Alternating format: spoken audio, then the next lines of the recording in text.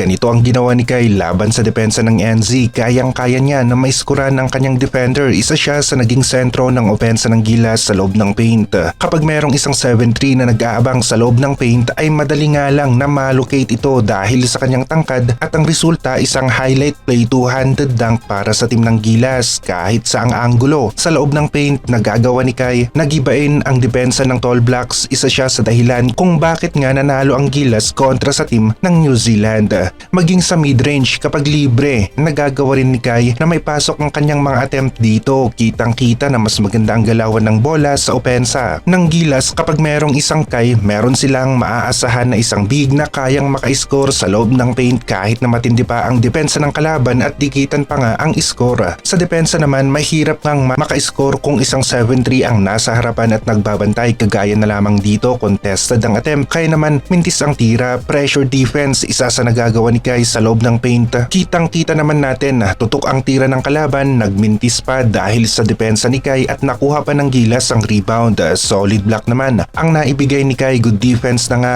naagaw pa nila ang bola. Maraming beses na naipakita ni Kai ang kanyang pressure defense at opensa sa loob ng paint sa FIBA Asia Cup qualifiers at kitang-kita talaga na mas maganda ang laro ng team ng Gilas kapag kumpleto ang kanilang mga main players. Malakas talaga ang team ng NZ o Tall Blacks at marami sa kanilang mga players ay nakapaglaro na sa NBA Summer League. Kung hindi naman kaya ay laban sa isang NBA team sa preseason kaya naman mas lamang sila sa experience sa high level competition na subukan nila na makipag-compete sa NBA level. Nakakatulong ito para mas lumakas pa nga ang mga players, malalakas na mga kalaban ang kanilang nakakalaban. Susubukan ngayon ni Kikyo na makakuha ng spot sa NBA Summer League at walang masama dito. Gusto natin na umabot si Kikyo sa NBA nang sa ganoon ay magkaroon nga ng homegrown Pinoy sa NBA. Nauna na ngang nabanggit ni Kevin Kiambao na maliit nga lang ang chance niya na makapaglaro sa NBA Summer League. Karamihan ay dadaan sa mga minicamp bago mabigyan ng spot ng isang NBA team sa kanilang roster. Ito nga ay kung nagustuhan nila ang ipinakita ni Kikyo sa minicamp. Nakita na natin na si Kai na dumaan sa maraming NBA minicamp bago nabigyan ng spot ng Orlando Magic at sinubukan nila ito sa NBA Summer League na kung saan ayos lang ang ipinakita ni Kai sa una niyang subok. Marami ang may gustong makapasok sa NBA, hindi lamang si Kevin Kiambao ang basketball player na nag-aasam na makapaglaro rin sa NBA o NBA Summer League at libo-libo nga ang may gusto na mabigyan ng pagkakataon pero iilan lamang ang nakakalusot at napapabilang sa roster ng isang team sa NBA Summer League. Mas mabuti na nga nasubukan ni Kevin Kiambao dahil paano nga naman aabot sa NBA ang isang player kung wala itong ginagawa na hakbang at hindi nagiging parte ng proseso para umabot nga siya sa NBA. Maganda nga rin ang laro ni Kevin Kiambao, merong magandang shooting sa 3-point area, athletic nga rin ang kanyang galawan, mabilis at merong strength, kayang-kaya na makipag-pisikalan. Kahit sa NBA Summer League pa nga ito, lumabas nga rin na suportado ng kanyang team. Sa KBL ang Sonus kay Gunners ang goal ni Kevin Kiambao na umabot sa NBA at isa sila sa backer ni Kikyo. Merong chance na makapasok si Kevin Kiambao sa NBA, sobrang liit nga lang pero hanggat sa sinusubukan nga ni Kikyo na umabot sa NBA ay posible